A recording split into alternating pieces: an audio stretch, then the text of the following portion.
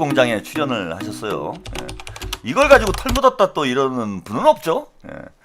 그거 좀 모자른 그 유튜버들이 뉴스공장만 출연하면 털 묻었다고 그래. 근데 정치인은 선거 때 뉴스공장이 아니라 가로세로 연구소라도 불러주면 나가는 거예요. 유권자가 있는 곳은 어디든지 나가는 거야. 그러니까 지금 김어준도 도저히 송영길 대표를 안 부를 수가 없는 상황이 된 거예요. 이미 저는 김어준이 좀 간보기에 들어간 거 아닌가 싶어요. 예, 여전히 뭐 정청래를 밀어주고는 있지만은 조국이 지금 이제 나락으로 가는 상황이고 그 다음에 정청래도 지금 나락으로 가는 상황입니다. 김어준은 절대 정청래 편이 아니에요. 제가 이제 조국을 정청래가 보내려고 할 것이다. 머슴의 난을 일으킬 것이다. 이런 말씀 드렸잖아요. 근데 다들 그 말을 안 믿었잖아. 근데 정청래가 김용남 의원을 공천을 해서 조국을 나락으로 보내고 있잖아. 그래서 문조털레유는 한 팀인 건 맞는데 어떤 경우에 한 팀이냐면은 자기들의 이익이 일치할 때, 서로의 이익이 일치할 때만 문조털레유가 원팀이에요.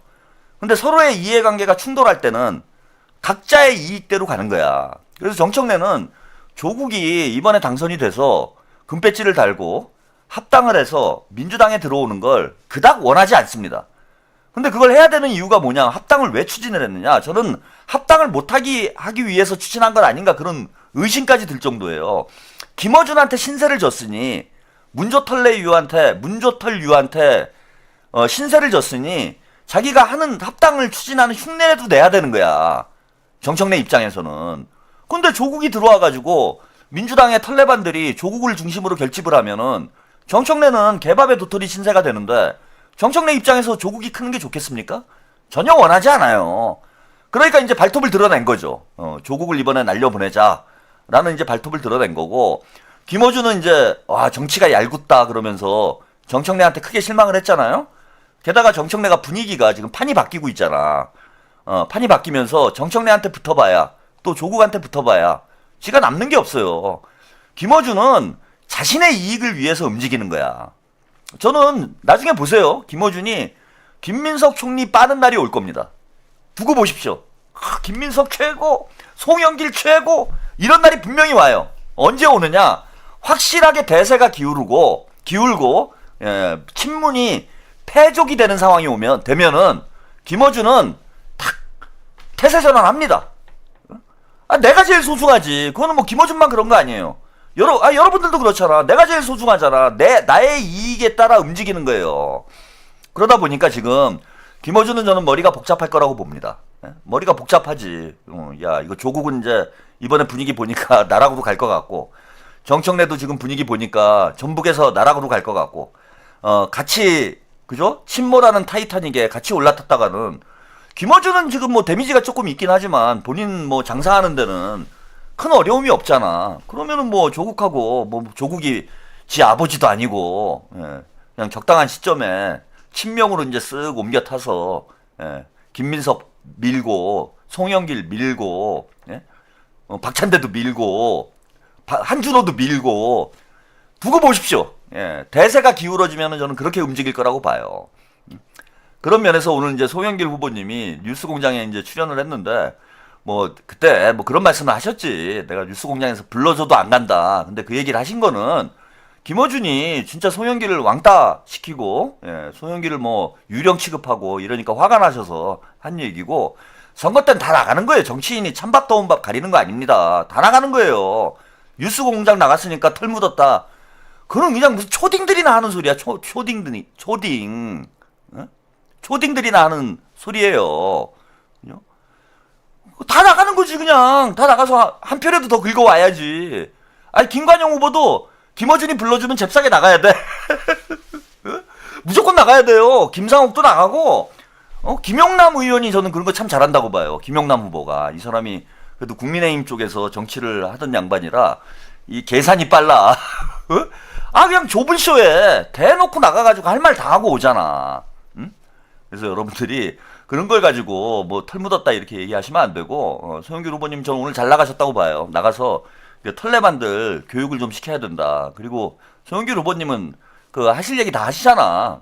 그게 좀 제일 우려되는 부분이지. 너무 직설합법이셔가지고 너무 세게 얘기를 하시는 바람에 저게 좀 나중에 이제 정치적으로 좀 데미지가 되지 않을까 뭐 그런 우려가 들 정도로 예, 나가셔서 할 말 다 하시는 분이니까 그런 분들이 자꾸 나가야 돼요. 예, 매불쇼도 나가시고 뉴스공장 나가서 예, 김어준 눈치 보지 마시고 예, 할 이야기를 있는 그대로 하면 된다. 그럼 뭐 김영남 후보건 누가 돼도 마찬가지예요.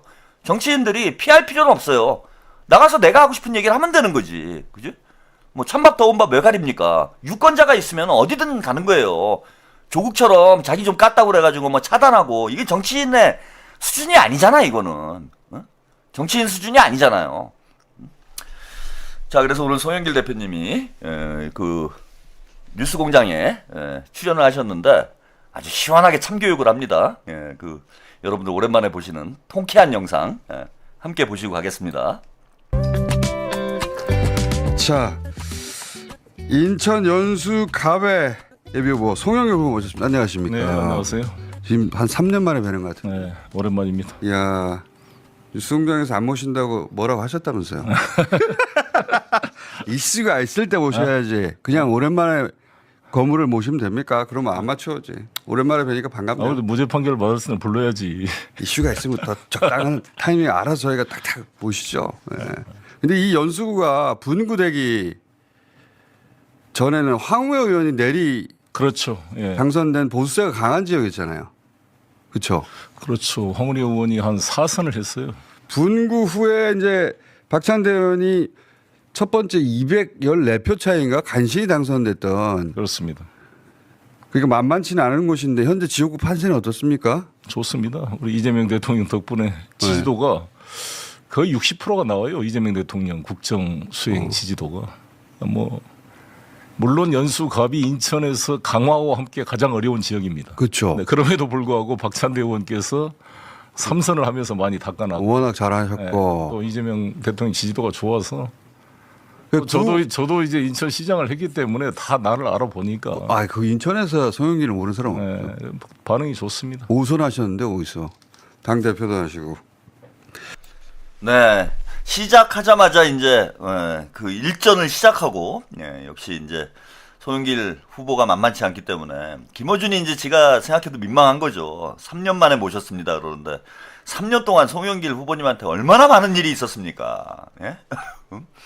뭐 구속이 되는 일도 있었고 소나무당을 창당해가지고 소나무당으로 출마한 일도 있었고 뭐 이슈가 있을 때 부르는 말도 더듬어요. 말도 더듬어. 지가 생각해도 이제 그 궁색한 거죠. 그 뭐하러 이제 얘기를 먼저 꺼냈는지는 모르겠지만은 자기가 생각해도 3년 동안 뭐 이슈가 있을 때 불러주니까 참 그러고 이제 뭐 자기 나름대로는 변명이랍시고 얘기는 했는데 아니 3년 동안 송영길을 둘러싼 이슈가 지금 한두 가지였습니까? 어? 아 지겹게 뭐 소식이 뉴스가 쏟아져 나오는 상황에 그 먼저 이제 나름 선수를 친다고 얘기를 하는데 송영길 대표님이 질 사람이 아니죠. 그럼 무죄 나왔을 때 불러야지. 아니 무죄 나왔을 때는 진짜 불렀어야지. 그 전에는 뭐 어쨌건 재판이 진행 중이니까 자기가 뭐 부담스러울 수 있다라고 얘기해도 아니 그리고 죄진 사람 부르는 거 뭐 한두 번입니까? 아니 조국은 구속이 됐는데도 불렀으면서 징역 2년 받아가지고 구속이 됐는데도 허구한 날 불러가지고 방송 출연시켰으면서 송영길 후보님은 무죄를 계속 주장하고 있었는데 그 안 부를 이유가 뭐가 있습니까? 본인한테 오히려 해명할 기회를 줘야죠. 민주당에 본인 말대로 민주당 당대표까지 했던 사람인데 인천시장 민주당 당대표까지 했던 민주당의 거물이잖아요. 근데 이게 이제 왜 안 불렀냐 하면은 송영길 대표를 친문들이 엄청 싫어하지. 그 당대표 선거 때 그때 0.63% 차이로 이겼나요? 홍영표가 그때 만약에 당대표가 됐으면은 지금이나 그때나 이제 다를 게 없는 거예요. 만약에 한번 생각을 해보세요. 홍영표가 당대표였다. 그 이재명 대통령님이 경선에서 이겼다.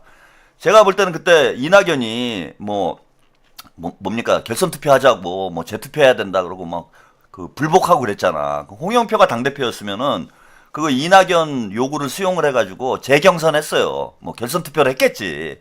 그러면 이재명 대통령님이 과연 대선 후보가 될 수 있었을까? 그러니까 송영길이 눈에 가신 거야 친문들은. 송영길이 그때 당대표 아니었으면은 이낙연이 대선 후보가 됐을 텐데 송영길이 이재명 손을 들어줘가지고 이낙연이 대선 후보가 못 됐다. 그래서 민주당이 이재명한테 넘어가게 된 거죠. 근데 그것만 이제 또 원수가 아니라 대선에 지고 얘네들이 지게 만든 거잖아요. 솔직히 친문들이 지라고 구슬한 거잖아. 이재명 대통령 선거에 지라고. 네? 근데 아무튼 지고 나서 그러면 이재명을 또 그 대선 후보들 옛날에 보면 정동영 후보 같은 경우에 이제 그랬다가 나락으로 갔던 거죠. 예. 대선 지고 나서 뭐 해외 나가잖아요. 보통 해외 유학 간다. 그래갖고 해외 나갔다가 한 1년쯤 지나서 이제 들어와가지고 정계 복귀하고 뭐 보통 이런 수순을 거치잖아. 그래서 그 정동영 후보도 이제 대선 패배하고 예, 당을 친문들한테 넘겨줬다가 결국은 문재인이 대선 후보가 되고 친문들이 당을 다 먹어버린 상황이 된 거잖아요. 정동영계는 이제 다 쫓겨나가지고 국민의당인가 공천 못 받아가지고 국민의당 만들어가지고 안철수랑 손잡고 안철수랑 손잡는 바람에 완전히 모양새 민주당 대선 후보가 안철수랑 손을 잡았으니 그게 모양새가 나올 수가 없지. 근데 민주당에서 공천을 안 주는데 또 어떻게 정치 생명이 끊어지게 됐는데. 근데 아무튼 정동영 후보는 그죠? 친문들한테 이제 말려 들어가지고 대선 후보가 됐음에도 불구하고 당권을 못 잡은 거죠. 그래서 이재명 대통령님도 이것들이 이제 그렇게 만들려고 했던 거예요. 대선 패배하고 그 송영길 사퇴하니까 그러면은 이재명 대통령님은 뭐 구속을 시키든지 하고 아니면 해외로 이제 이재명 대통령님 나가게 만들고 당권을 이제 친문들이 다시 먹고 이런 계획을 짰는데 송영길이 이재명 대통령님한테 지역구를 양보하는 바람에 이재명이 금배지 달고 오고 그래서 또 당대표 나오고 그러면서 완전히 나가리 된 거잖아. 그리고 이낙연 쫓겨나고 수박들 다 공천 못 받고 다 개박살 나고 수박들. 그 길을 연 사람이 송영길인 거예요. 그러니 친문들 눈에는 아주 송영길이 눈에 가시지. 송영길이 눈에 가시지. 그리고 쓴소리 잘하잖아. 송영길 대표님이 뭐 문재인에 대해서도 막 까고 막 이러니까 아주 꼴보기 싫은 거죠. 김어준이 안 부른 이유는 뭐 이슈가 없어서 안 불렀다는데 그 뭐 말이 됩니까? 3년 동안 진짜 온갖 기행이란 표현이 좀 그렇긴 하지만은 예, 송영길 대표가 온갖 이슈를 만들면서 시끄럽게 만들어놨는데 송영길을 3년 동안 한 번도 안 불렀다라는 게 이게 말이 되냐고. 당연히 말이 안 되지. 궁색한 거예요. 오늘 변명을 하는데 궁색한 변명을 하더라. 송영길 대표님도 뭐 질뿐이 아니기 때문에 언제나 뭐 직설화법으로 이야기하시는 분이잖아요. 그러니까 바로 들이받아 버렸지. 그러니까 김어준이 버벅대고 말 더듬고 김어준이 제가 버릇을 알았어요. 지가 좀 난처해지거나 궁색한 상황이 되면 말을 더듬더라고. 저는 그래도 방송을 오래 했던 사람이라 상당히 그 뭐 순발력이라든지 생방송을 계속 해왔잖아. 이런 게 이제 뛰어난 인물인 줄 알았는데 의외로 방송 실력도 제가 볼 땐 떨어지는 것 같아요. 좀 난처한 상황이 되면은 혹은 뭐 궁색한 상황이 되면은 말을 더듬더라고. 오늘 더듬잖아. 지난번에 그거 뭐예요? 그 김용남 의원 공천했을 때 정청래가 그때는 말을 더듬는 정도가 아니라 말을 잃잖아. 그냥 말을 잃고 정치 참 얄궂다 이랬잖아. 그죠? 어버버예요. 어버버. 그러니까 김어준도 저거 질소 방송인이에요. 그 PD들 붙어가지고 작가들 붙어가지고 포장이 잘 된 거지. 본인의 어떤 정치적인 안목이나 실력은 제가 볼 때는 평론가 수준은 아니다. 평론가 수준에는 거리가 먼 사람이에요. 정치적 안목도 없고. 그러니까 뭘 해야 될지 몰라. 이리 가야 될지 저리 가야 될지. 그 대신 이제 눈치는 빨라요. 장사꾼들이 눈치가 빠르잖아. 눈치는 빨라가지고 대세는 이제 잘 따라갑니다. 그래서 저는 김어준은 살아남을 거라고 봐요. 제가 예상하건대 내년 이맘때쯤 되면 제 예상이 이제 맞는지 틀리는지 그때도 여러분들이 한번 지켜보십시오. 내년 이맘때쯤 되면은요 김민석 최고 민족의 영웅 김민석, 민족의 영웅 송영길, 이재명 연임 그다음 조국은 어디로 갔는지 보이지도 않아. 조국하고 정청래는 어디로 갔는지 보이지도 않고 와 나는 김민석을 내가 예전부터 내가 김민석을 알아봤다. 김민석이 계엄 때부터 내가 김민석이 최고다. 유시민하고 둘이 나와서 합니다. 이제 내가 그 계엄 때 김민석이 글을 썼는데 내가 그거 참 명문이다. 내가 이런 얘기 하지 않았느냐. 나는 계엄 때부터 김민석을 알아봤다. 김민석이 옛날에 후보단이라 뭐 이런 걸 하긴 했지만 그게 다 큰 뜻이 있었던 거다. 노무현 후보를 단일 후보로 만들기 위해서 김민석이 트로이의 목마가 돼가지고 스스로 적진으로 들어가가지고 김민석이 노무현을 대통령으로 만들었다. 이거 사람들이 다 오해를 하더라. 이 얘기 내년에 합니다. 두고 보세요. 내년에 해요. 내년에 총선 앞두고 이 얘기 하나하나 지켜보십시오, 여러분. 제가 달래 정치 천재라는 게 아니야. 그리고 이제 또 한 가지, 제가 김어준을 이제 조롱하는 게 하나 있잖아요. 뭐 여러 가지 조롱을 하지만은 그 중에서 하나가 옷을 안 갈아입는다고 제가 조롱을 하잖아. 일주일 내내 같은 옷만 입더라. 돈도 많은데 왜 그러냐, 더럽게. 안 그래도 털이 많아가지고 이미지 자체가 좀 더러워 보이는데, 그러면 이제 옷을라도 좀 잘 갈아입고 그래서 좀 깨끗한 이미지를 만들어야 되지 않느냐. 제가 이제 이 말씀을 좀 드리잖아. 근데 이제 이번 주에 저 오늘 이제 입은 옷, 이거 보세요. 하얀 이제 남방 자켓에 베이지색 이제 이 라운드 티를 입었어요. 오늘 이번 주 방송에 월요일 날 이걸 입고 나오더라고. 그래서 이거는 힘들다. 제가 김어준이 이제 일주일 내내 같은 옷을 입는데 그래도 이게 흰색에 베이지색 라운드 티를 일주일 동안 입는 건 이건 좀 어렵지 않느냐. 저는 그렇게 봤어. 그래서 이번에는 옷을 갈아입지 않을까 이렇게 생각을 했는데, 아니 월요일 날 제가 이걸 봤거든요. 이 옷을 입고 나온 거를. 근데 오늘 목요일이잖아. 아니 목요일 날도 이걸 입고 나왔어. 근데 야, 그래 관리를 잘하나? 야, 깨끗하게 입나 봐요, 옷을. 야, 저 흰색 옷을 일주일 내내 입는 게 그게 쉽지가 않을 텐데. 그래서 김어준은 저게 어떤 신념이 아닌가 그런 생각이 들어요. 옷을 갈아입지 말아야 되겠다라는 어떤 무슨 이게 종교적 배경이 있는 게 아닌가? 무슨 뭐 그런 거 있잖아. 뭐 징크스 같은 거. 옷을 한번 입으면 일주일은 입어줘야 된다. 뭐 이런 이제 징크스가 있는 것인지 어떤 신념이 있는 거 아닌가. 나는 절대 옷을 갈아입지 않는다라는. 그래서 흰색은 좀 어렵지 않을까 했는데 입더라고. 내일 한번 보세요, 여러분. 내일도 저거 입나? 아니 어떻게 흰색을 저걸 일주일을 입지? 자, 그리고 소영길 대표님이 오늘 또 김어준을 아주 매기는 정청래와 김어준의 꿈을 산산조각 내는 이런 인터뷰 내용이 있었습니다. 이것도 잠깐 보고 가시죠. 폭이 좀 남다르신데 이거 그런 얘기들 많이 하던데 지방선거가 문제가 아니라 그 이후에 전당대회 나오실 것 같다고. 나오십니까? 아이고 뭐 하는데.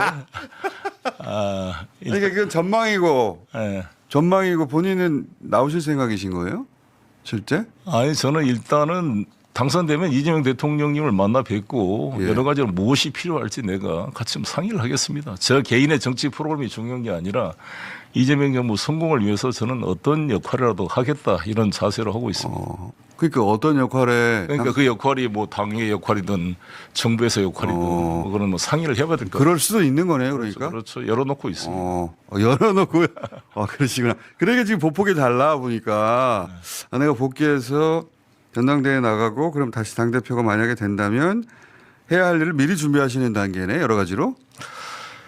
글쎄 그것보다는 뭐 지금 정청래 대표님이나 나나 뭐 다 마찬가지로 이 전체 승리가 중요하니까 제가 조금이라도 뭐 힘이 될 수 있으면 도와주려고 뛰고 있습니다. 지금 연수 가배 후보로서 가장 필요한 건 뭡니까?